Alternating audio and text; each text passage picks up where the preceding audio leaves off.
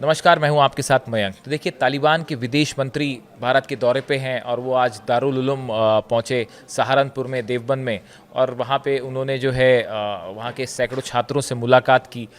12 उलेमा वहाँ पे स्पेशली उनके स्वागत के लिए मौजूद रहे और उसके बाद उन्होंने छात्रों से बात की। उसके बाद उन्होंने क्या कुछ कहा वो हम आपको सुनाते हैं। क्या बड़ा संदेश दारुल उलूम से तालिबान के विदेश मंत्री मुत्ताकी जो है उन्होंने दिया, आपको दिखाते हैं। हमारा और हिंदुस्तान के दरमियान ताल्लुकात और भी बढ़ जाए और उम्मीद है ऐसा जो मजालिस हमारा हुआ है दिल्ली में, तो उससे लगता है कि आइंदा हमारा और आपका बहुत रोशन है। उम्मीद है कि आना जाना ज़्यादा हो जाए और काबुल में भी आपका सफारत बढ़ता है और काम ज़्यादा करता है और दिल्ली में भी हमारा सफारत इंशाल्लाह कामों में और भी अच्छा होता है। हम यहाँ पे नया डिप्लोमेट भेज रहा हूँ, तो अल्हम्दुलिल्लाह ताल्लुकात बहुत अच्छा है। तो उम्मीद है कि आइंदा आना जाना इससे भी ज़्यादा हो जाए। उससे और ज़्यादा उन्हें खुशी हुई।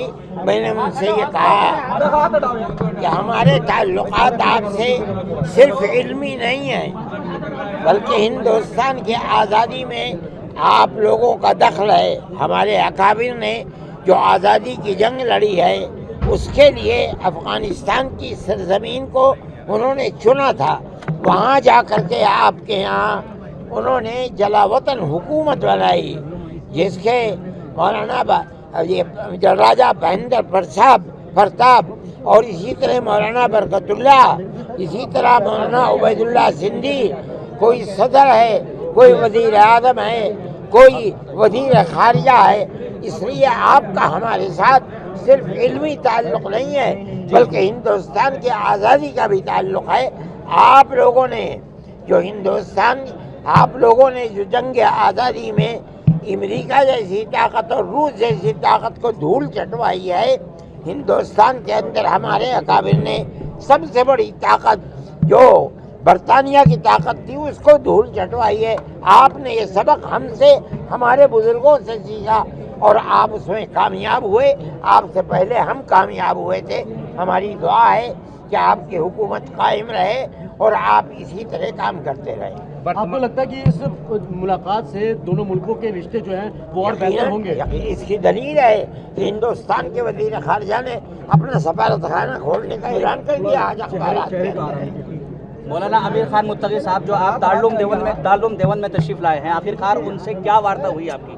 हमारी बात यही हुई है, ये ताल्लुकात आप देख रहे हैं अपनी आँख से कि हिंदुस्तान के मुसलमान को और दारुल उलूम को आपसे कितना वालिहाना ताल्लुक़ है। आपने देख लिया उसको। आप किस तरीके से देखते हैं इस पूरे प्रकरण को, जैसे हिंदुस्तान तशरीफ लाए?